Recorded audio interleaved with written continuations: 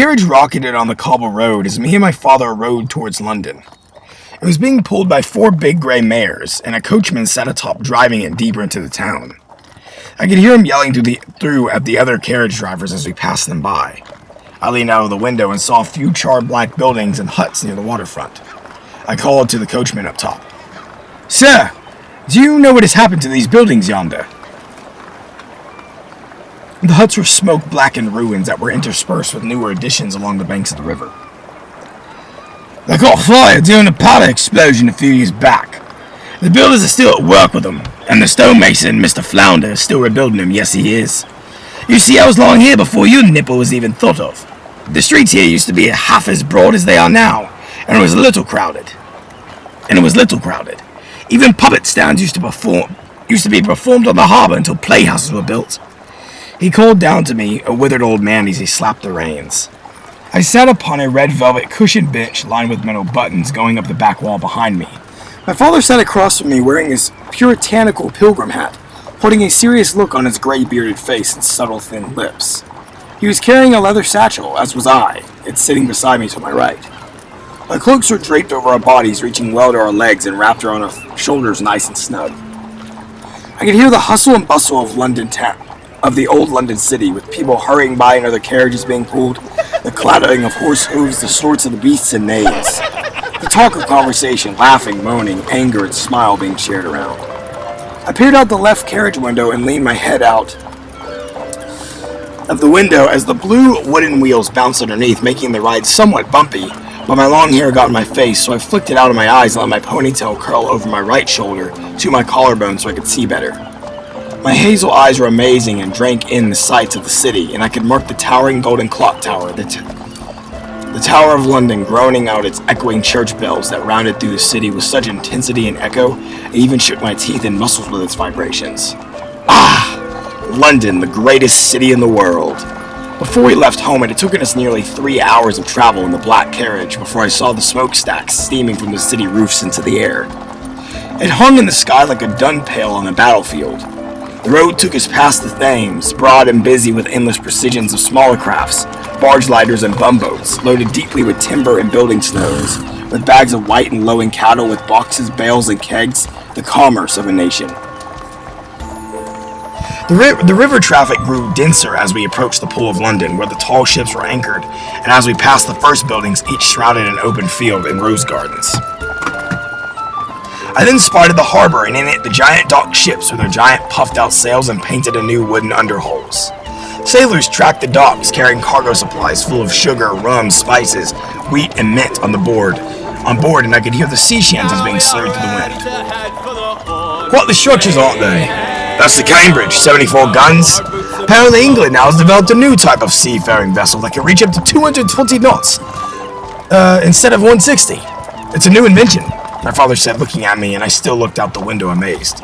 220 knots? That's damn fast. Faster than a dolphin. Might we study the new ship? I asked. After the market in Mr. Witt's astronomy shop, my father said, and I frowned slightly. "What must we acquire in the market?" I asked. "Here," my father said, reaching into his satchel and pulled a rolled-up parchment and a pheasant-feathered quill with a black handle. He handed me the paper and quill across the carriage center, and I took them. "A list?" I asked. "Yes, for we must get to the market and then to the shop. Afterwards we can stop at a tavern and buy a drink," he said. "That answers me with great satisfaction, Father," I grinned. "Ah, yes, the frothy, foamy cold ale from the alehouse, like a double-barreled English porter or red stout calls to my ears," my father laughed. I grinned from ear to ear at the sound of a cold beer, for it was hot from the steaming sun this day. My father looked at the tall, towering buildings and giant ships littered in the sunny harbor, as the sun gleamed and bounced off light from the ocean's surface, making it appear like mirrored glass in salt water. What an industrious empire we live in! Giant ships with the highest reception and speed, and buildings that stretch to the clouds. Don't you agree? I smiled. My father shrugged. It is impressive, yes, but I prefer to love the little things in life, like these 4 mares the coach driver is pulling. A silver coat like polished ruby is more spectacular to my eye than perhaps a towering golden clock tower. He grinned and I laughed a little. You're odd, Father, I snickered. We sat in silence for a minute until I asked, "What is this meeting for? Who are you seeing?" So Ryder Beckett's the commander and owner of the East India Company. I'm looking into making some investments into some shipping cargoes and trading in manifest that is bound for the West Indies in 2 months' time. We must get them out to sea before winter sets in, or the cargo will be slowed, and the Caribbean sugar planters won't get their trade, and that will be a very nasty business indeed, my boy. Very ill indeed. I watched my father with intrigue. I never visited the House of Lords, on which my father was so accustomed and knighted to. It was only for the elite, royal men who had their fair share in collecting many gems and treasures, sailing on the world from the Spanish coast to the Japanese islands. I marveled at my father for such a feat. He was well liked in London, and his wealth at sailing in the Indies traveled far through the city, the slayer of pirates and cut purses throughout the African world, and a land full of savage beasts like lions, zebras, elephants, and giraffes, and where dark-skinned men ate the flesh of man and wore bones as decorations. For I only heard talk of such things in my father's study, while we pored over the maps and charts from his previous voyages, while Maria drew with the quill caricatures of animals on his maps, which only annoyed my father to my amusement. He was a well-known man, and me being his son made a mark for me too, for people recognized me as Francis's son, and I would get a few likely stares from women as well.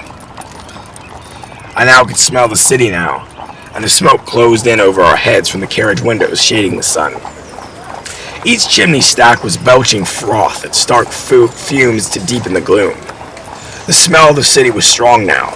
The reek of green hides and new clothes and cloth and bales, of rotten meat and other strange intriguing odors of men and horses, of rats and chickens, the sulphurous stench of burning coal and raw sewage. The river waters turned dung brown, and the roadway became congested with cart and carriage, coach and dray. The open fields gave way to endless buildings of stone and brick, their roofs huddled together, and the side streets became so narrow that 2 carriages could not pass each other. Now the river was almost obscured by my eyes because of the warehouses that stood four stories along either bank. I could hear the driver exchange cheerful banter with some people as we rode by and yelp insults at other carriage drivers, saying my carriage is better than yours. I could not drink it all in. It was so beautiful and fascinating at the same time. I was like an excited squirrel. I leaned out of the window and waved my hand at a few fine ladies that gave me winks as we passed by, and one blew me a kiss. At last we crossed the river on a mountainous stone bridge so massive that the river tide built up around its piles and swirled like a brown maelstrom through the piers. There were stalls along its length where ragged hucksters shrieked their wares at us passers, but my father paid them ill attention. "Fresh lobster! Fresh, me darlings! Live oysters and cockles!" one shouted. "Ale sweet and strong! Drunk from a penny, dead drunk for 2 pence!" A beer man selling mugs of ale screamed. I saw one man puke copiously over the side of the bridge, and a drunken grab spread her tattered skirts around her as she squatted and peed in the gutter.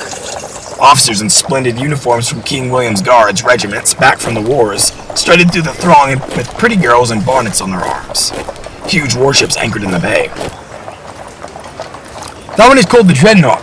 Powerful girl with beautiful undoes and sails. He smiled, seeing me amazed by all this, and spat tobacco juice over the side of the window. "Look!" I cried. "That must be St. Paul's Cathedral." I recognized it from my school books I read during my schooling with my tutor, Mr. Wilson, until he retired. The dome was half complete, open to heavens and covered with spider webs of scaffolding. "Didn't the old one have like a bell crash and it plummeted and destroyed half the tower?" I asked. "Yes." My father smiled, leaning out of the window to point with his long black sleeve at the church. "Built back in 1660. That's new St. Paul's. The old one was destroyed by a bell breaking off its hinges, taking the roof, stained glass, and killing 3 servants. Mr. Wynne, I believe, is the architect, and it is said to be 365 feet high." I swayed my head, looking up at the towering castle as my pigtail swayed against my face and fell thickly at my chin. We crossed another bridge and passed another herd of carriages. "When I was young, the streets weren't this crowded, nearly, and you could walk freely with 3 carriages, and people were dumping their chamber pots into the streets." My father said, giving me such a graphic detail of a person's bowels which made me gag and laugh, and in turn made me smile at my amusement. In some of the open carriages we passed were grand gentlemen in high fashion, and with them were ladies in bright silk, which they were so beautiful I just stared in awe as if they were angels. Finally, we pulled up on the street, and the carriage stopped near the market, just outside the entrance, and I peered out the carriage left windows to see the many stands with drooping colored cloths as roofs. Over the stands, and the many people, men, women, and children making their ungainly way through it. A dirty cobbled path lined with trash and mud wrangled through the market. The carriage scrunched to a stop, and the horse bellowed lowly. My father gripped the small latch and swung the tiny door open, in which on the outside appeared to be royal blue wood, but on the inside was swatted and covered with red velvet. His boots stepped on the pedestal, and I slipped out, stepping on the pedestal and closed the carriage door behind me. The silver mares with their gleaming and sweaty coats shined like polished silver. Minted coins in the sun, their long whiskey black mane down their muscular necks and steaming snouts, puffing out air like steam from a ship bellow, they riveted in joy to breathe from their hooves stomping. I smiled slightly at the animal. What a wonderful beast, I thought happily to myself, as me and the horse made eye contact for a second, black staring into hazel. My father handed the rider a bag of gold shillings. The rider tipped his triangular hat at us.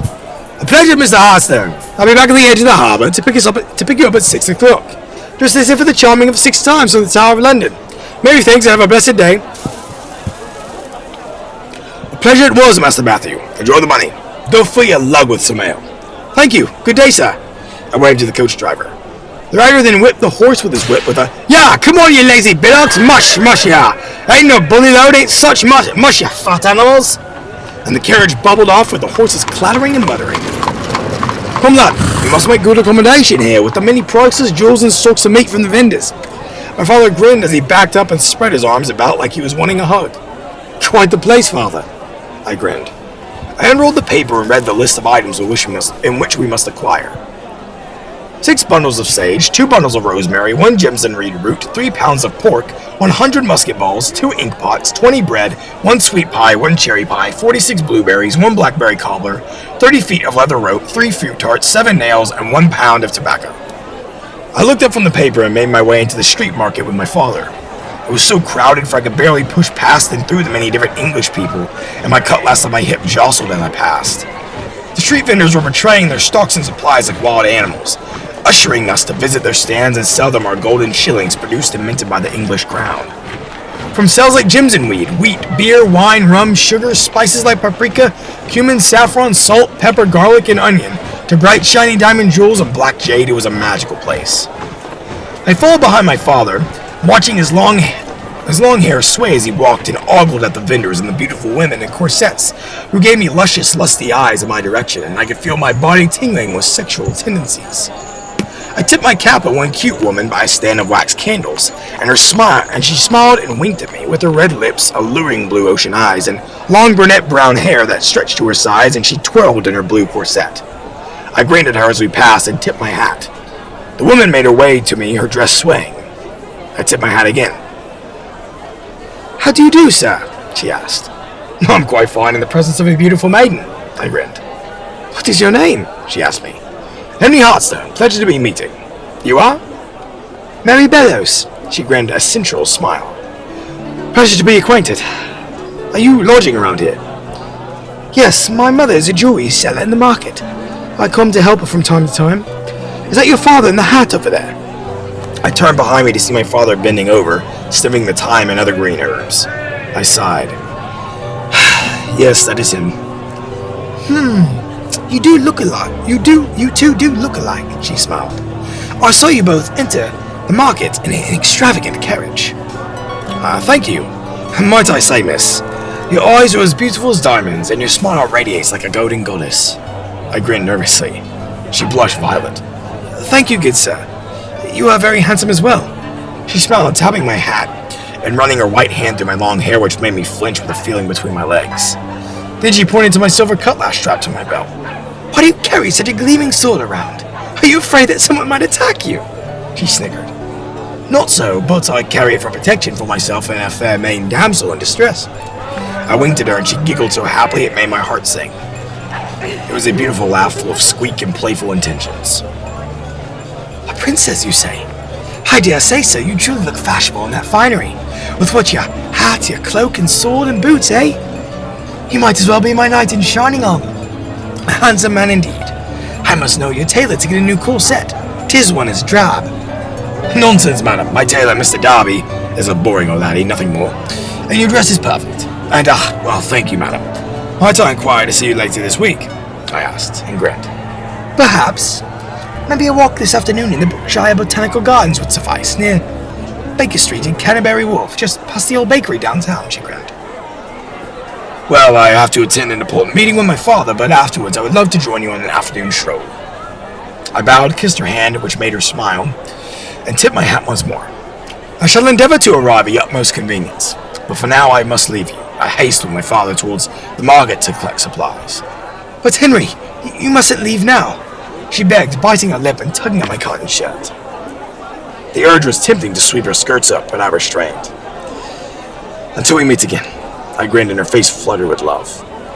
Henry, avast that tomfoolery now. We are here to pick up supplies for the house, he yelled with a flicker of annoyance, with amusement in his eyes. I waved a happy goodbye to her and trotted back across the cobbled road to my father, who was inspecting meat pies. Most fetching, was she not? I called to my father. I've noticed, he muttered. I was up, too busy inspecting the sage. She was beautiful, I said, peering across the marketplace street as people passed on by with men in cloaks and feather-plumed cavalier hats, and women twirling their parcels and umbrellas. A proper young man must learn to curb his passions for a lustful woman, lad. She is not of your taste nor liking, my father barked. What say you, huh? She's beautiful and sweet like honeysuckle flowers. My father bit into a green apple, and the apple juice traveled down into his grey whiskers. You're the most romantic man I've ever known. My father smiled sarcastically and then laughed out loud, making me laugh a little. Well, you as well, father with mother, I muttered. Perhaps, yes. But marry my father. There surely are some pretty lassies in this place, I said no. My father simply laughed. They are indeed, young man. Pretty women with firm hips and big breasts to please a man of any stature, unlike your mother. Father! You must not speak in that fashion, for if mother hears, she will start to quarrel with thee. I yelled as I felt a pang of guilt like I was deceiving her. That just made him laugh louder as we walked to a stand and stopped, as my father collected the rosemary, sage, and jimson weed, which looked like a beautifully twirling purple vine, like wisteria flowers that grew along verandas. There was a lot you need to learn of women, huh? He smirked as he stuffed the herbs into his pouch. Well, why do men talk about women in such a disrespectful way? Of course I like the female body parts, just like any other lad. But why not just speak of your own lady? My father looked over my shoulder and shrugged. You're right, Hal. If I am with such a beautiful princess, then I shall love her and only her. Perhaps a foreign musical woman like a lute player may be my bride. Perhaps, my father smirked. Then we collected the musket balls, rope, and many sweet berry pies that had been freshly baked in the bakeries downtown, and I could smell the roasting crust of dough and the sweet scent of berry on the air as they steamed hot in the trays. My father did not respond, but instead stopped at a jewelry stand. He surveyed the orange plaid table and picked up a shiny green emerald bracelet. I'm sure your mother would fancy this. He smiled and slipped the keeper 10 shillings. After collecting what we needed, we made our way through the crowded and busy street of London town. We found the astronomy shop just off Pudding Lane, next to Thomas Farner's bakery, where I could smell the pies being shoved into a bricked Dutch oven. Inside was a magical place, with thin and long, rounded and fat brass objects and a giant telescope protruding up to the daylight sky through a skylight at the ceiling. A map of the world was above a giant wooden desk with many quills and papers among them. My father held deep conversation with the man, Mr. Witt. I acquired charts of the eastern lands outside of London, just near the Seine that follows towards France. Maybe even with a dazzle, a few pinnacle scopes for spotting animals at far ranges. Also some more maps and books for the planets, globes, stars, sun, moon, constellations, and merriments for young Hal here to study upon. I do not want to study, sir. I prefer to adventure. It's better than chasing tramps in the streets. How dare you, father? I have you know I am a respectable man to all women, by the way. just like the woman in the market. My father grinned, putting on his wire-framed eyeglasses to inspect the map of the continents and seas. Why, indeed, sir, yes. My father folded the map. It is well printed. I'll take it. Of course, sir, of course. It will be my delighted and utmost pleasure. Mr. Witt smiled, his old wrinkly face jiggled as he grinned and his powdered wig ruffled. After depth of talk, they finished with purchasing maps of the land, and we made our way out into a tavern down the street. As we walked down the cobbles, I saw a crowd of people jeering ahead. My father tapped my shoulder with the rolled-up map. Come, son, an auction is about to start. And I frowned at the matter. We stood behind the crowd of people as I peered over the hats and heads. The auction block was a temporary structure that at times was used as a gibbet, on which corpses of the dead by the judge and the executioner, criminals were up for public view, and I saw one man hanging behind the auction block. Face blue as the ocean and pink tongue protruding through his lips with swollen eyes, his boots twitching slightly, as if he were still alive, slowly, the rope creaking and his body swaying. It's awful, I thought. Tomato and spinach had been thrown at the criminal, on which coated his face and clothes in a smear of juice. A few yards down, a woman had been tied to a wooden pillar of stakes with rope, and remnants of soot was left from the fire. Her body was a black, charred, deformed figure with no face or skin at all. A wooden signpost was hammered with a nail above her head that read, Agnes Beth, found guilty of witchcraft and in league with Satan, death by burning at the stake. I shivered at the thought of being burned alive. Some say it was one of the worst ways to die. I threw that thought away and focused on the slave auction. There were 4 men lined up on the platform, and a doctor mounted the platform with them and addressed the crowd. My name is Dr. Sternbrook. I have examined all the 4 slaves being offered for sale today, he stated, lowering his head to peer over the tops of his wire-framed eyeglasses. I can give the assurance that all of them are in good health. Their eyes and teeth are sound, and they are hale and limb in body. The doctor grinned and slapped one slave's buttocks, and then lifting his lip to probe at his white teeth and black gums. Then he stuck an odd-looking metal instrument into the slave's ears and probed at his white eyeballs. They called and jeered as he climbed down from the block and hurried down the street to his store. I do not like this, father. I insist we go, I muttered, hating seeing a human put on display. You must watch to understand the gravity of this matter, son. Next, the clerk stepped up forward and held up his hand for silence. He read from the proclamation of the sale, the crowd jeering and imitating him every time he stuttered. By order of the Bombay House Lords of England of the East India Company, this country I am authorized to offer for sale to the highest bidder 4 Negro slaves. A man from the crowd cut him off. Fucking nigger! Look at those nasty apes! I rested my hand on my sword hilt in anger, but my father placed a hand on top of mine to resist. The clerk removed his hat respectfully as he broke off and watched a carriage bobble down the road, coming down from the avenue, passing through a park, and wheeling to a stop on the parade street behind 6 glossy gray horses. In the carriage sat an older gentleman with a powdered wig and slumped nose, fat jowls and appeared to be fat from a life of self-indulgence, and a pretty little woman twirling her parcel and chatting gaily to the older man. The crowd opened to let the carriage through to the foot of the block, where a colored coachman called the team to a halt with reins in his gloved hands. On the platform, I noticed the clerk was thrown into confusion by these exalted arrivals, stood flushing, stammering, and blinking in the sunlight, until a merchant called, Get on with it, fellow! We didn't come here to watch you goggle and gape! The clerk replaced his hat and bowed to the carriage.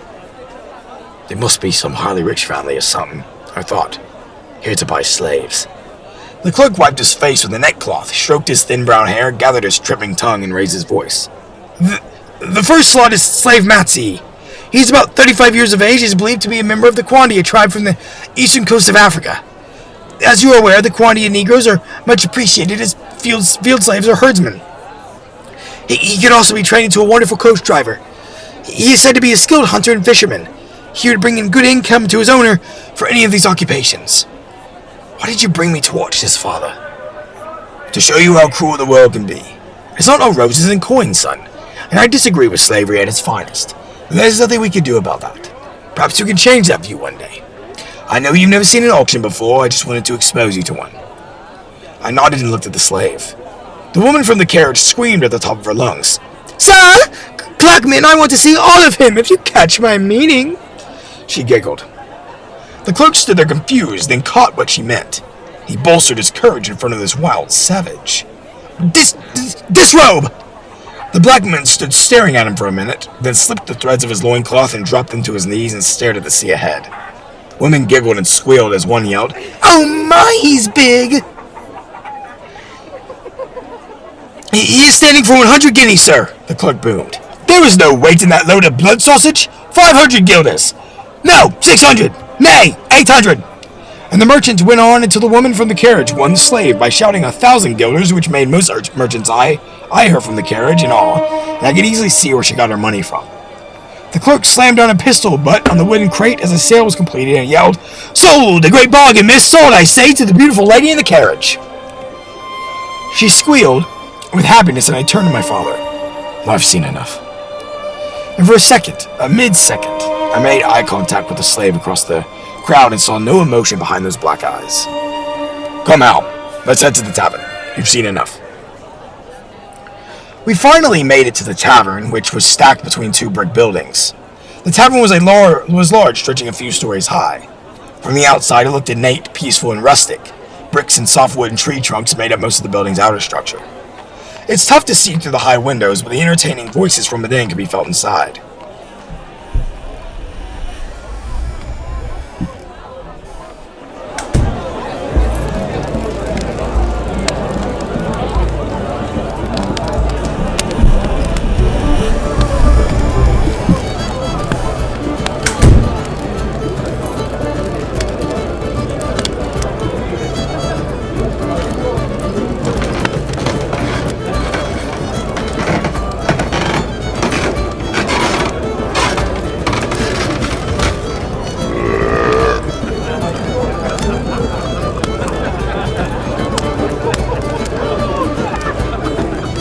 Welcome to the Rare Snow Inn, lad. Hey lad, you got any spare coins? Oh, yes. I want that gamble, you fucking landlubbers. The coin in mine's shines prettily. Haven't you heard? A mermaid was spotted off Greenwich Dock a fortnight ago. Orange and green scales, beautiful breasts and wintry hair, and a gorgeous beast, I'd say. They're just a myth, young laddie. There'll be no fish women in the sea. Hey, you here?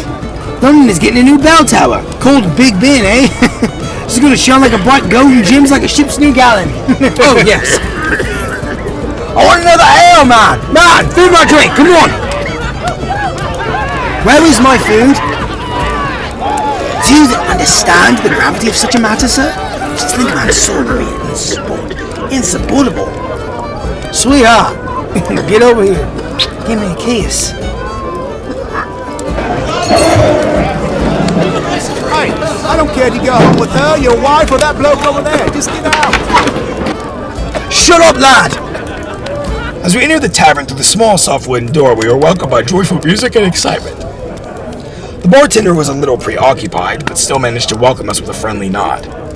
It's as alluring inside as it is on the outside. Marble pillars supported the upper floor and the rows of the small lights attached to them. The walls are full of paintings, judging by the style they're all done by one person, perhaps the owner. The tavern itself was packed. Travelers seem to be the primary clientele here, which is often a good sign. Several long tables are occupied by several smaller groups of people. The other smaller tables are also occupied by people who are playing games and, in judging by their laughter, are either telling jokes or great, perhaps embarrassing tales. Even most of the stools in the bar are occupied, though nobody seems to mind more company. A crackling orange fire spread through a stone hearth in the back, with a few armchairs in the back. Seated upon a stool sat a skinny man in a nice coat and breeches, and a clad silver-buckled boots, strummed a long wooden lute and sang a beautiful song about a woman named Danny Flint. We ordered 2 mugs of red line lager, ale, and sat near a window that looked out to the cathedral high in the sky, with its menacing Gothic aesthetic, and men walking in long petticoats, neck sashes, and women twirling their gilded parcels and flipped-out yellow and red umbrellas from the sun along the cobble outside. My father drank from his wooden Viking-like mug, and I did the same and drank wet wheat beer that had a hint of cinnamon to the taste. My father said nothing as we sat together, just enjoying each other's company, and then slipped me a book with a black solid cover across the oak table from his satchel. "What is this?" "Read it," he said with a slight smile on his face. I set my mug down next to me and picked up the book, in which it felt smooth and soft.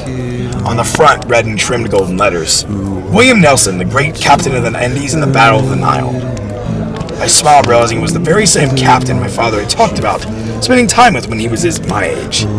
I opened the front cover, and inside was a detailed drawing of Captain Nelson's face, and read that it was published in 1635.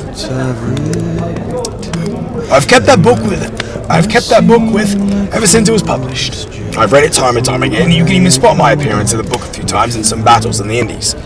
It's actually on. My father reached across the table and flipped pages until landing on page 123, and pointing to the middle paragraph on the left-hand side of the page. There, I'm noted in its writing. I thought you might have it to study up on some ship battles, for you will be setting sail in a few years' time. My heart stopped. What? You heard me. You shall be setting sail to Europe in a few years' time, and it will be your first sea voyage. Father! Oh my God! Thank you so much, But he put his hand up. Not now, lad. before you get all jolly and banter. It is a few years' time. Everything is already handled, and you are signed up to sail on the Winged Dragon. She departs in a few years after handling some state affairs for the king here. It will take some passage, but we will get you ready in the coming months. I closed the front book and looked at my father across the table with his pilgrim hat at his side atop the oak table, his mug of ale halfway gone, and the beer droplets in his grey beard as he grinned at me. This is the greatest gift and pleasure you could have bestowed upon me, Father. Thank you. I smiled, for I've always heard this yearning for the sea, to sail to newfound lands and adventure into the unknown.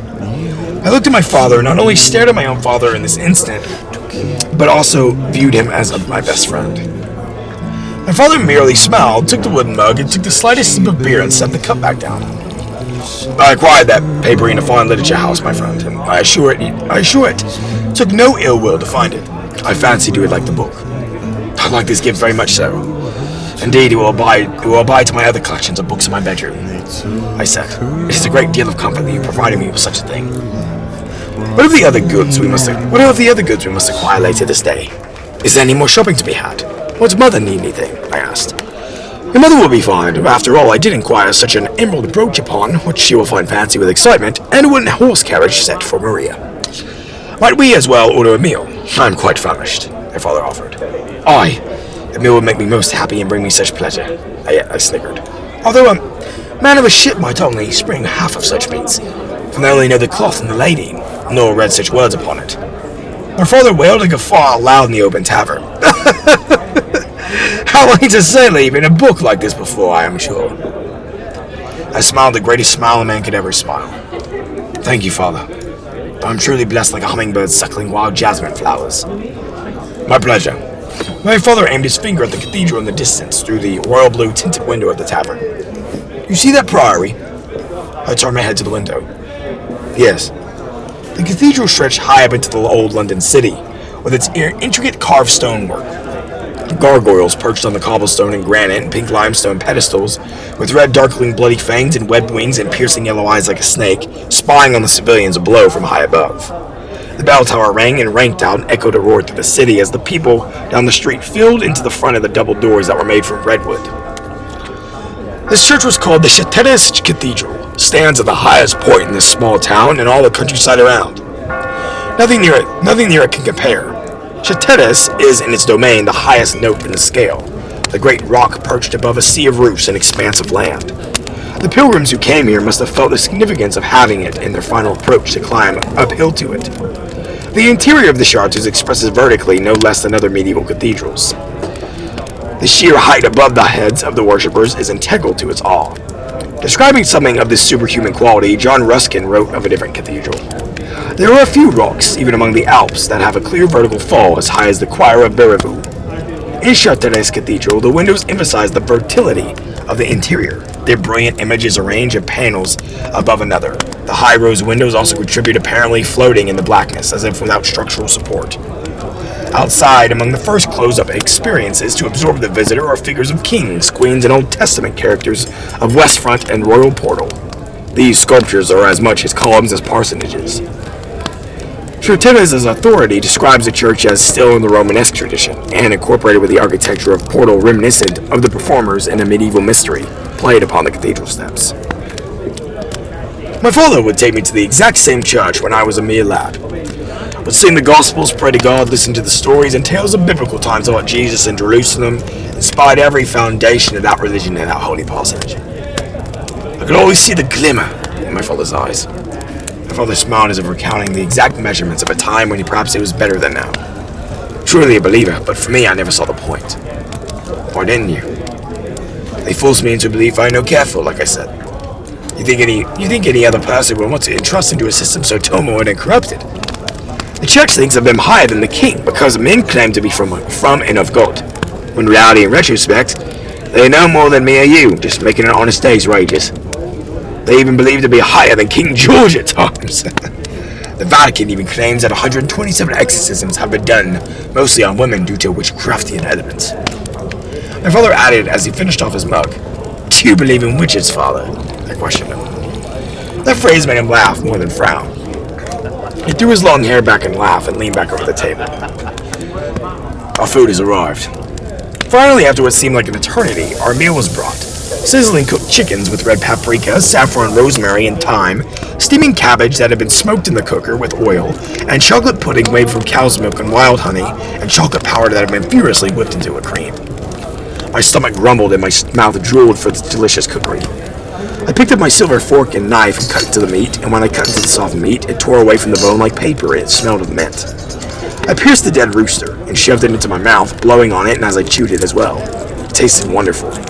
As my father went for the cabbage at first sight, and I chewed the chicken, he wiped his mouth with a napkin, had another beer be brought for him, and continued. Which is, young Hal?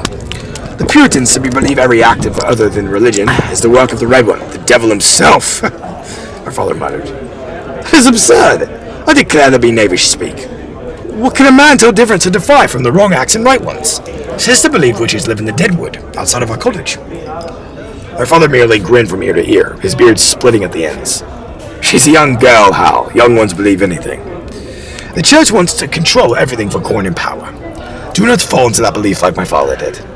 I broke the trance of the family. Now I do not care what you choose to believe in. It's not full truth. Witches aren't real, well, not in the sense that people make them out to be, after burning them on wooden stakes. My own father told me something after we left church that day. What did grandfather tell you? He told me by a fountain outside in the town quarry near the church and said, Francis, you must believe in the word of God. You must have faith. If I have no faith, there is not purpose at all, and all is lost. I didn't take it into consideration, except that old man was just setting his ambitions. He was a man of high aspirations in the Christian faith. Did you find faith? I asked. I found my own faith, but not religion. Faith is not a matter of praying to a higher being on a pure perch. It is about the small things that matter to you most, Hal. Hold on to the small things with all of your beating heart, and that is what faith will be true to you. That is what I believe, anyway. There's a lot of things I have seen, that if I told any normal man of, that would think me insane, lost in the brain, lost in the mind. Do you view that like slavery, I asked. Slavery is a nasty business. Now I know you do not enjoy the auction, but I wanted to teach you something there today. How you must not look up down upon a man who has different skin color than you. Just because he or she is a darkie, doesn't mean they are different like you and I. They are to be chained and manhandled like dogs, either, or shown off like a newfound prize for a lucky court of brigands and cutbusters. We must be careful speaking this free of mind around other folks like this, but the lesson here is simple. As my father talked in a low voice, if you got two legs and can stand upright, you're a man or a woman. It's as simple as that. So that was the purpose? Yes. I admire your optimism, sir, but I've had a boggle of your tales today. I smiled at my father, feeling such weight of words from his lessons. It made my heart thump with adventure. But I agree, father. Seeing slaves being treated such is disheartening, and that's putting it lightly. Why are they treated as such? Why didn't someone do such a thing to put a stop to this haste? I asked, furious. Oh, I don't know. Maybe they could be treated as whole. Perhaps one day you could be the one to put a stop to it. And look at the slaves as a man rather than an animal. Even you could be a mighty captain one day, owning your ship and plunder, and treat your loyal crew and slaves just like you. Just because you are a captain doesn't make you any richer or more of a man than a deckhand or slave. They're just like you, human, so treat them as such things, my boy. That's how you get a loyal crew and keep true friends close to your heart. I merely grinned slyly at my father. That seems to be the truth of it, father. I very much would like to have my own ship, be a captain, and command a loyal crew. That would be a dream. To sail to unknown lands, adventure and seek, perhaps even sail to the Caribbean, just like you, father. One day you might sail to that very land of unknown mystic origin, but I have seen things your eyes cannot even behold. Make you think that your pupils play trickery full on you, son. My adventures on the sea. Pray tell me also, sir, what have you seen? I asked in wonder. Nothing that is worth noting.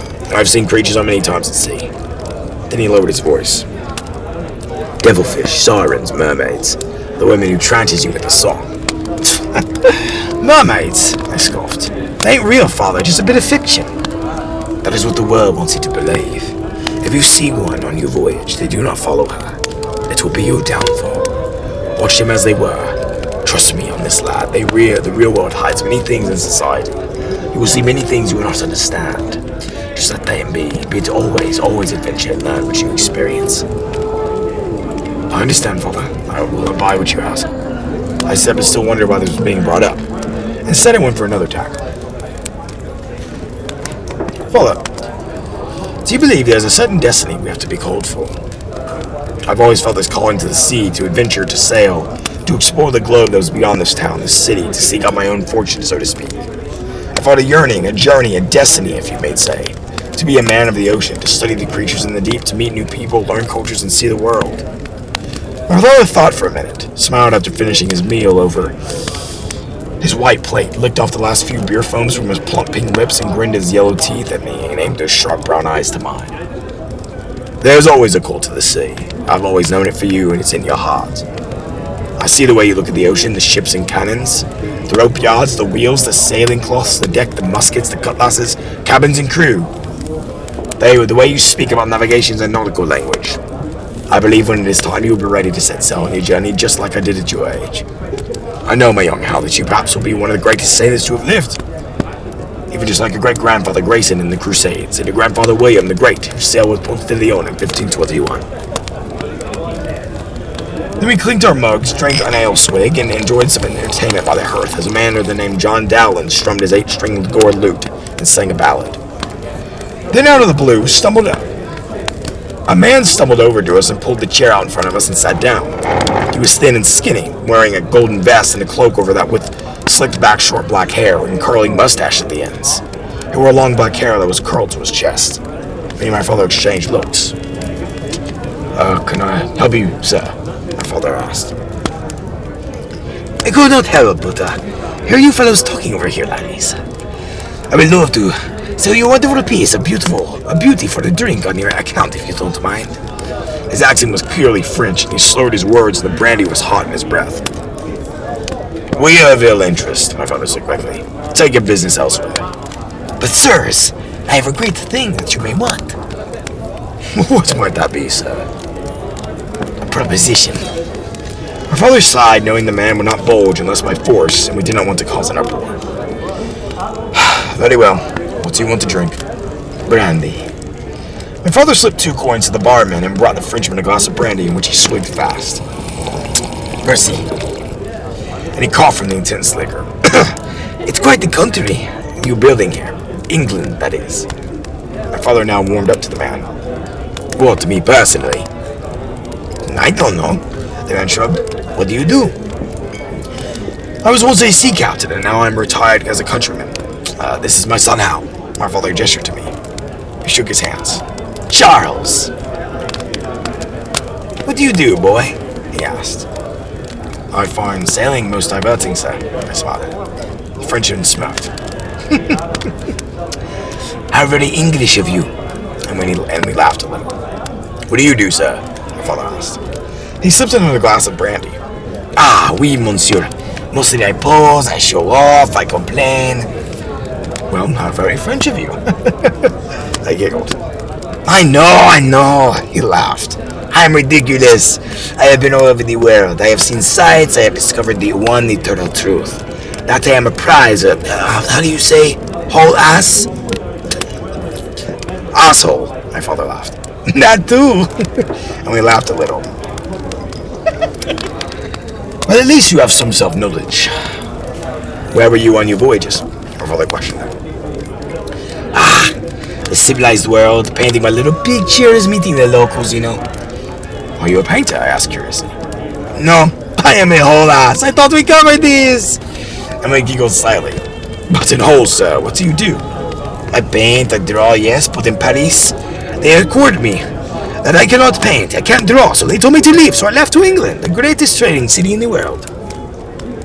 Don't you miss it? Paris, I asked.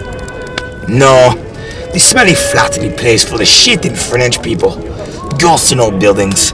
Trust me, sir, the art is lies. Lies, I tell you. The only art is the vagina. The vagina? I asked weirdly. Yes, that is the truth. The breast is the truth. I know I've tried both, and the vagina is much better. Here, take this. He handed me a folded piece of paper, and on it depicted a nude woman sprawled on a sofa. A little gift for the drinks. You can wipe your bottom with it. I don't care, but it's yours. He laughed and stood up, stretching his back. If you'd excuse me. And he stumbled out of the tavern and farted on his way out. What on earth was that? I said, handing the paper to my father. He examined the paper and ripped it up. A man who has lost his wits. A man who has joked with us and played us false. He laughed. You will meet all sorts of men in taverns, my boy, and as a prime example, there's no difference between the mad ones and the sane ones. Will you go after him? No, he's not worth the trouble. My father pulled out his slightly worn pocket watch that gleamed gold. Ah, just in time. It's 2. We must attend at 3. We must hurry to the House of Lords.